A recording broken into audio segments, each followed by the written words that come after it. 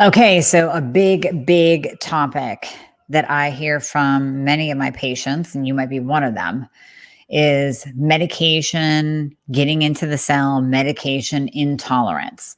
So many of you will say, I don't think my medication's working anymore, or maybe this medication isn't right for me. I don't feel like it's doing what it used to do. I don't feel like it's getting into the cell. And some patients will actually use that terminology, maybe because they read it or heard it somewhere, but it's an important topic that we go over because sometimes it's not your medication. Sometimes it is, and we're going to talk about that. Sometimes it's not.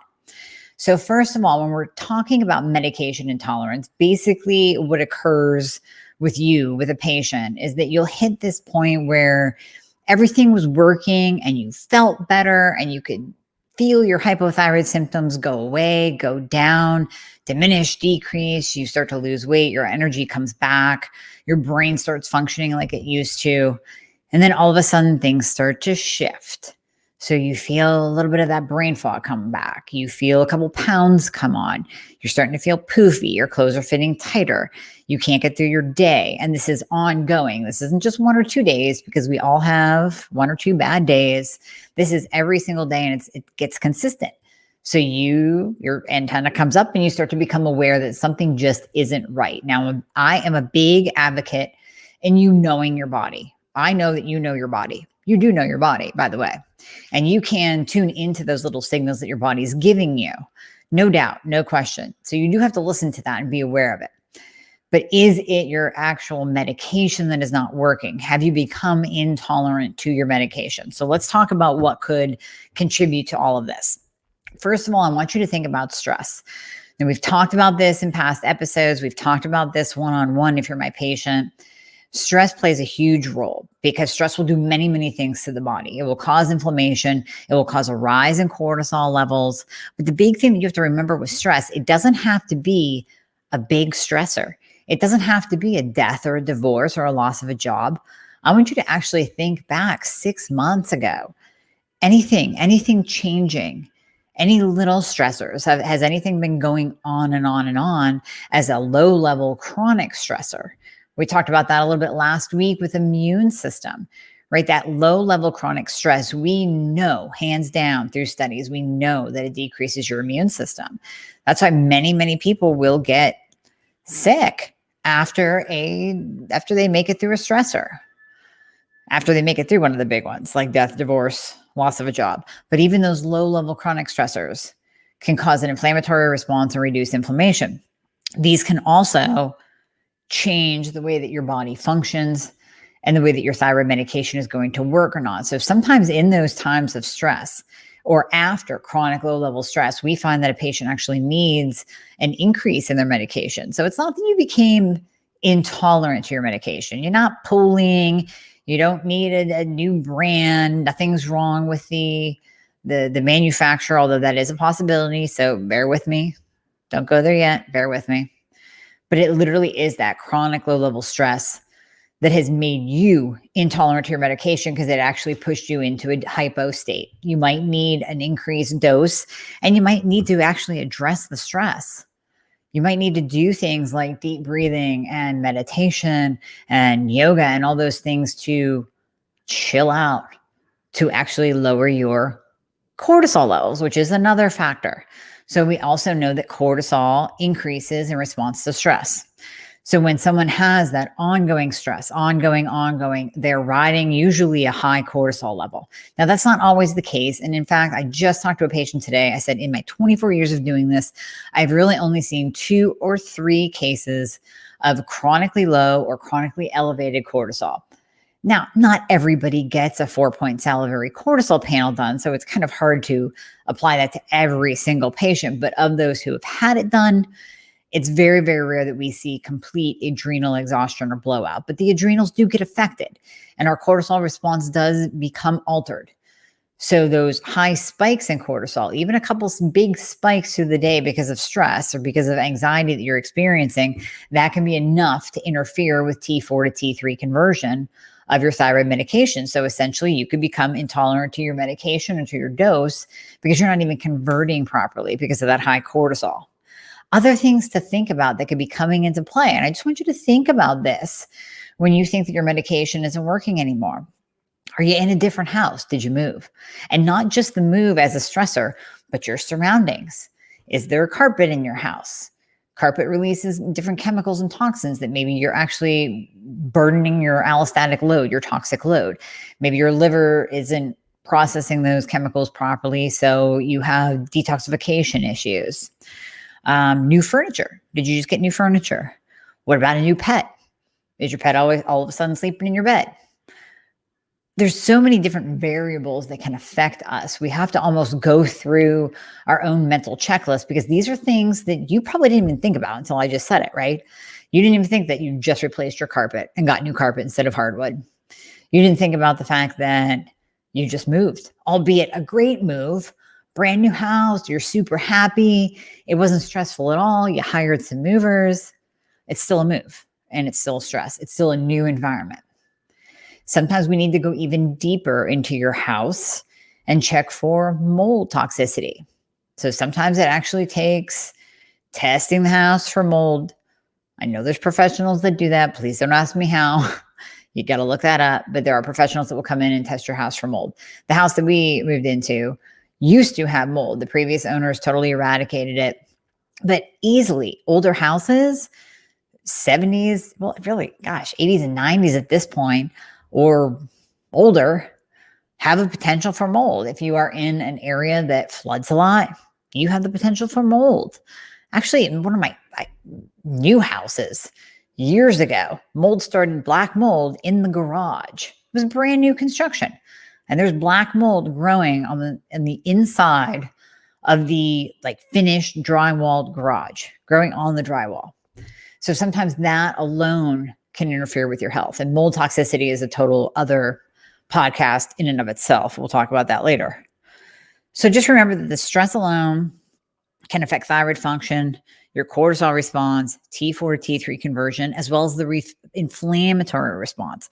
So we know that stress will cause inflammation. It will cause immune system dysfunction. It will cause an autoimmune flare. So if you are a person with Hashimoto's and you get that autoimmune flare, you are literally getting your thyroid beat up on a daily basis. It's getting beat up.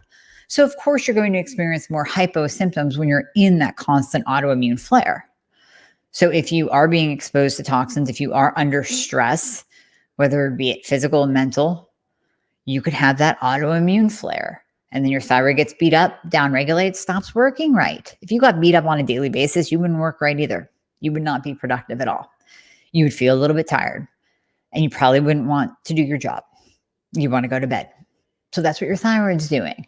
It's just saying enough, enough, enough, enough. I'm tired. I'm tired of getting beat up. If you think I'm going to run your metabolism, you're wrong. If you think I'm going to grow your hair, you're wrong. If you think I'm going to give you energy, think again. So that's one aspect of the stress response, creating inflammation, regulating the immune system, and creating that autoimmune flare. The other thing to ask yourself, especially now, are you eating like garbage? Are you spiking your insulin? Because if you're eating the sugar and you're eating the Christmas cookies and you're eating the carbs and you're eating like you're quarantined, you're going to spike your insulin. Now, we know that high insulin levels equals inflammation. We know that. And we know that high insulin will not only grow a fat cell, but it will also cause a cell to literally become inflamed. And when we are inflamed, we can't take in what we need to take in. So that cell can no longer take up the T3. So oftentimes what we will see, and my thyroid patients listen up, you will see normal levels on your labs. I mean optimal levels on your labs of all thyroid hormones. Your TSH could be below a 2. Your free T4 could be above a 1.5. Your free T3 could be 3.5 or above. It could even be hanging out at like a 5 or a 6. Just saw this with a patient today. Everything looked perfect. Reverse was below a 12. It was a beautiful lab picture. But she felt like crap. Gaining weight, brain fog, the whole deal. So what was going on? High insulin levels, high A1C, high insulin, high fasting insulin. That insulin will cause enough of an inflammatory response. Now, normally we see insulin interfering with T4 to T3 conversion. So we'll see high levels of reverse T3, the anti-thyroid hormone, the one that literally blocks the cell from picking up T3. But that wasn't the case. Reverse T3 was low, and she still wasn't feeling the effects of having a really beautifully high free T3 level. That cell was so inflamed from high insulin that it literally could not pick up the T3. The T3 could not get into the cell at all. So even with leaky gut, you have to think about leaky gut. That's also going to cause systemic full body inflammation. It can also set you up for an autoimmune flare like we just talked about. And it can set you up for higher insulin levels because of that inflammatory response. So all of a sudden you could react to something in your medication that triggers an autoimmune flare. And it's because you had leaky gut for years and years and years. We're tying this inflammatory response together, from inflammation to leaky gut to high insulin. And then we're going to talk about the cell function and the uptake again. So back to inflammation. Inflammation will inhibit T4 to T3 conversion. Hopefully you're following me here, as well as impair the pituitary from releasing TSH, and it will impair cell function and the uptake of T3. So your cells actually become less sensitive to T3. That's that inflammatory response that I just talked about. That high insulin, inflammation, not sensitive to T3. T3 cannot get into the cell to do its job, but the lab markers look pretty. So you may have enough T3 in the system and you're on the right medication, but the inflammation is causing you to experience hypo symptoms because the T3 cannot bind to that cell, get into the cell to do its job, to give you metabolism, to grow your hair, to strengthen your nails, to give you energy, all of that. Another thing to think of, any new supplement, you add in something because you read it on a blog or because your best friend's sister's boyfriend's cousin saw it on Dr. Oz that for thyroid, you should add in a crap ton of iodine. Did you add in anything? Are you taking too much selenium? I see this a lot. You do not want too high selenium levels. Do not pound yourself with selenium and Brazil nuts every day because you read it somewhere that it's good for your thyroid. Are you on any kind of new supplement that could be changing your body chemistry in one way or another? So again, it's not the thyroid medication. It's not that you're intolerant. It's that you're raising a level too high, or you're adding in a supplement that contains fillers that your body's reacting to, going back to the leaky gut. All of a sudden you're reacting to something that's in your supplement or in your medication because of your leaky gut, and you're becoming inflamed. And your body is just saying, no, we're not happy here. So if you have too much selenium, if you have too much iodine, are you eating more Brazil nuts? Are you eating more seaweed or fish? That can raise your iodine levels as well. You might have too high of iodine, which is then bringing on hypo symptoms because it's pushing you into a hypothyroid state, especially if you have Hashimoto's. You're going to be more sensitive to too much iodine. Iodine is the Goldilocks mineral. Goldilocks means just right, not too high, not too low, just right, just in the middle. And that's where we want you. Selenium is kind of iffy too. And then you have to say to yourself, okay, I didn't add in a new supplement.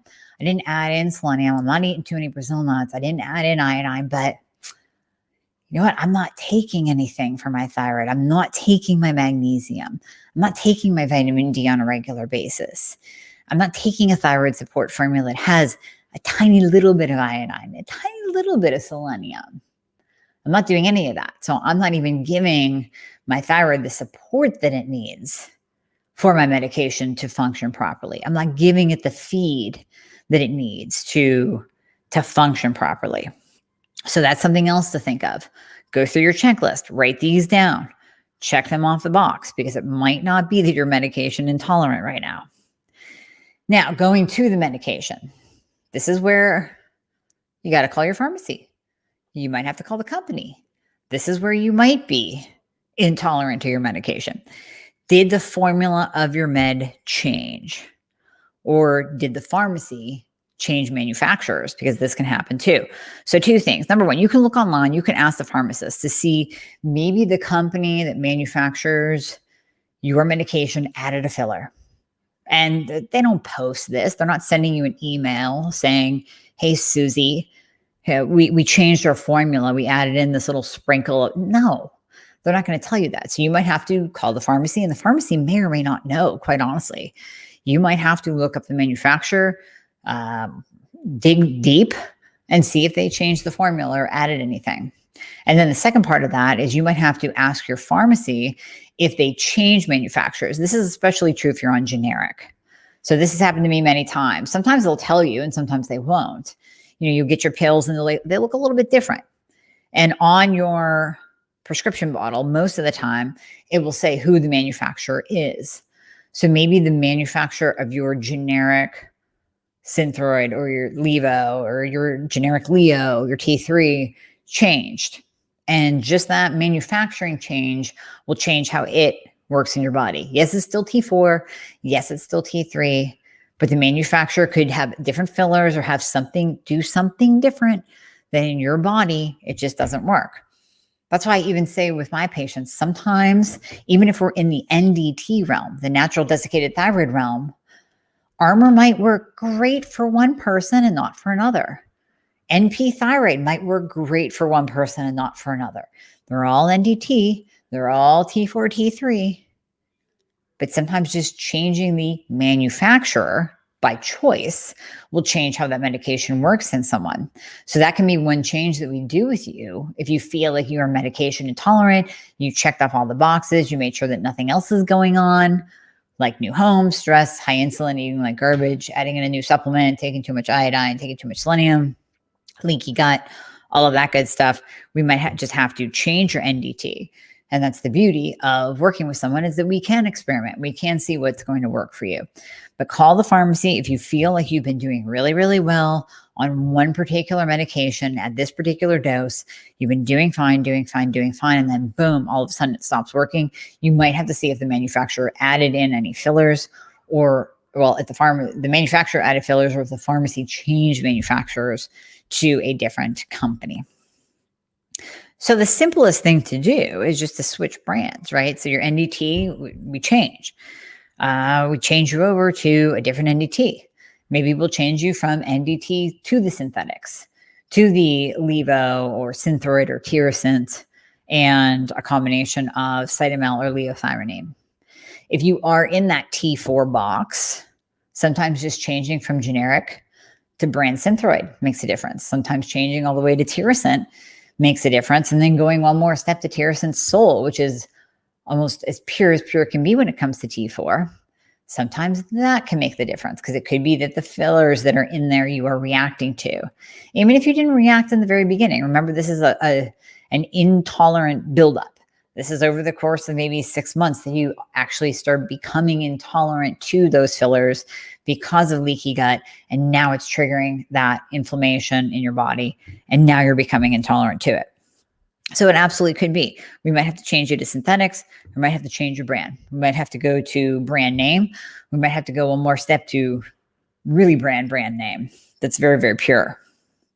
And it's not always the gluten. So don't be quick to think, well, I checked and there's no gluten in this one. It's not always the gluten. Sometimes it's the cellulose. Sometimes it's the corn. Sometimes they use corn in the filler. There are a variety of different fillers that can be used in medication that you as an individual might be intolerant to. So don't just look to see if it's gluten and then call it a day and say, well, there's no way I'm intolerant to this. Okay, we talked about your cell actually becoming insensitive, less sensitive to the T3, that you might have enough T3 in your system. Your labs look great. Now, we can talk about the dose, right? So let's look at your labs.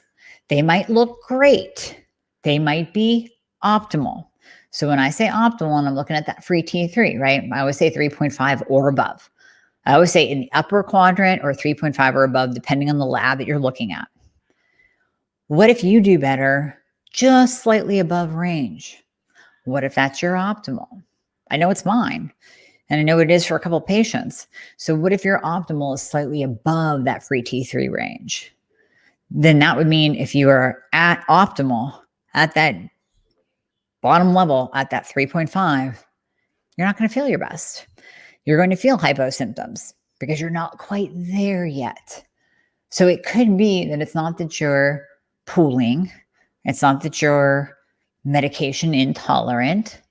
It could mean that you just need a higher dose of one, the other, both, whatever it is that you're on, just to get that T3 back into optimal range. Now, you all know that we don't dose or diagnose based on TSH alone. So you can't go by the TSH just because that's low. I don't care if it's non-existent. If it's 0.0001, I don't care. You have to look at that free T3.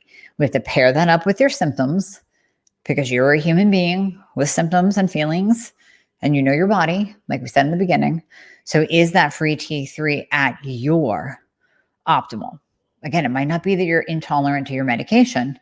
It might just be that we're not quite there yet. And it's going to take time. So the last thing I'll say about medication intolerance, well, two last things. Number one, work with a qualified practitioner that actually knows the thyroid. So I've said this before, and I will say it again. I highly respect functional medicine and integrative practitioners. We look to get to the root cause of the problem. But I will fully admit where I am not an expert. So if you call me and you want to discuss, I don't know, childhood disorders, that's not my area of expertise. I do not do pediatrics very much. I mean, the occasional pediatric hypothyroid patient, yeah, absolutely. I will refer you to a colleague of mine that specializes in that. So when you are choosing a functional medicine practitioner, you must make sure that they actually specialize in the thyroid, or they will not know any of this. They might actually tell you that you're intolerant to your medication, or they're going to make some wacky changes or drop your dose based on your TSH, and you're going to end up even more hypo than you were before. So number one, work with a qualified practitioner. Number two, be patient. Be patient. So when you are making these changes, remember your body changes all the time, all the time. When you are making these changes, you have to be patient and let things adjust and move, especially if we are increasing your medication. So if we are, it's one thing if you're on the same med, the same dose, and you've been on it for bazillions of years and it's been working, and then all of a sudden it's not. Totally different if we are working together to increase your medication dose. So maybe we're increasing T3 and we're doing it very slowly. And you say to me, oh my gosh, wait, I went up by 5 micrograms and I broke out in hives and my heart rate's increased and I feel anxious and I'm not sleeping. That's not an intolerance to the medication. That just tells us we have to go a little bit slower with you. So we might have to back off. We might have to go down to 2.5. Refer back to my podcast where I talk about compounded T3. Excuse me. So if you are very, very, very sensitive and you can't even tolerate 2.5 of T3, maybe we do have to use compounded in a slow release form for you to be able to tolerate it. And then we have to look at all the other things like your adrenal function and all that. Bottom line, be patient. Be patient as we're making these changes. Be patient as we're increasing your medication. Know the difference between you became all of a sudden intolerant to something that's been working for years and you're intolerant to the little changes that we're making in the dose. So definite distinction there. Wanted to clarify that. This one is one that I get all the time. I said it in the beginning. Many patients will become frustrated, hit a brick wall, think that they have become intolerant to the medication, and they want to make this radical change because they want to see change yesterday. And they certainly don't want to go back to how they were. And I understand that. I understand that fear of reverting back to when you were hypo. And if you are hypo, believe me, when you get your life back, you don't ever want to go back. You don't want to feel that way again. So I understand that. I understand being on your toes and being cognizant and being panicky to a point of what's going on? What's happening with my body? However, we have to do our due diligence, look at all the checklists that I gave you today to really figure out, is that you became intolerant to your medication, and you might have got to call the pharmacy, manufacturer, fillers, check those. And it also might be that there's something else going on that we need to address. So this is a good one to share. That people need this, especially if you know thyroid patients. They need this. They need to hear this. So please share this with your friends and family and colleagues, and it will be much appreciated. So I want to get to your questions. We only have a couple. Actually, we only have just a couple of people saying hi. Miss Donna is walking on the beach. Elaine is recovering from Christmas overindulgence. Yes. And actually, Elaine, I have a video coming out this week about sugar addiction because it's real and we're all there. I completely understand, speaking from experience. So, yeah, we just have a couple of people on here saying hi. So this is going to be just a quick one, but I want to thank you guys for listening. And again, please do share this. Elaine, thanks, Dr. Amie. Looking so forward to a bright, shiny new year. You too, Miss Elaine. And I will not be here next week on Monday. I am doing a little bit of a getaway. So I will still provide you guys with videos. We will be releasing new podcasts. I got you covered on the new information and the new content. So no worries there. And if you do have any questions, please post them below. You can always go to my website at amiehornaman.com, click on book a call and schedule a discovery call if you want to know more about how I work one-on-one with patients. All right. So if there are any, let me grab a couple of these last questions right before we go. They're coming in at the last minute here. So you guys can always go back and listen to this whole episode. Again, just hit replay. And don't forget, this will also land on my podcast, The Thyroid Fix. You can find that anywhere. I'm talking like Amazon, Spotify, Apple, iTunes, Google, the whole deal. So find that and subscribe to it because that's how you'll get all kinds of new information. So Miss Tara says, I did a drastic change and made my RT3 swing from 9 to 26. Yeah, that was a bad change there, Tara. So whatever you did, you need the back step. If you were my patient, I would be looking at all the factors that can make reverse T3 go up. And then what was that drastic change? Oftentimes when I see this happen a lot when people change from NDT to T4, their doctor changed or their doctor freaked out, saw their TSH too low, pulled them off their NDT, put them on Synthroid only. And then we see that reverse go up because the only thing that can convert to reverse T3 is T4. So if you're going up in the T4 med, or if you're going to T4 only, that's going to go up. Lane lives in the wine capital of Australia. Well, you might have to send me over a bottle there, Lane. Heather, how long do you recommend being patient after a dose change? Well, if you're doing the right dose change, not like Tara, if you're doing the right dose change, then, it's different for everybody. So some people, when I'm working with a patient, I tend to increase T3 a little faster because we're working one-on-one together. So if someone is tolerating it and they're feeling good, we might not wait the 2 to 4 weeks that's standard before you go up.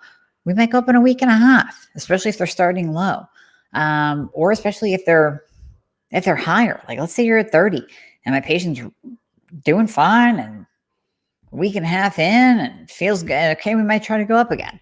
So there's this is where often personalization comes in, Heather, is you really have to personalize it to you. I know most practitioners go like a standard of, like I said, 2 to 4 weeks to make a dose change, sometimes even longer. I mean, your conventional med doctors, they're going to go 6 to 8 weeks before they even test you again to make a dose change. And Miss Tara, you went from Armour to Tirosint and Cytomel. Usually that's a good change, but a lot of practitioners won't do the proper dosing of the Tirosint and Cytomel when they do change people from Armour. So you have to make sure that Cytomel is dosed at the correct T3 level that was in your Armour too. So 80%, 20% is the general rule of thumb with Armour. So you have to make sure that your Cytomel was dosed at the right level for that too. Because what I will see a lot when doctors will change from Armour to a Tirosint Cytomel combo is they'll start at Cytomel at maybe 2.5 or 5. Whereas on the Armour, let's say you're at, I hate math. Let's say you're at 90 and there'd be 18 micrograms roughly of T3. And then all of a sudden you drop to Cytomel 5 micrograms. Well, that's a significant drop in T3. So that's not a 1-to-1 ratio. So you didn't move laterally, you moved down, and that's not good. Okay, so Thank you all for listening once again. And if you have any questions, post them in the comment section. I will get back to them after this video is posted.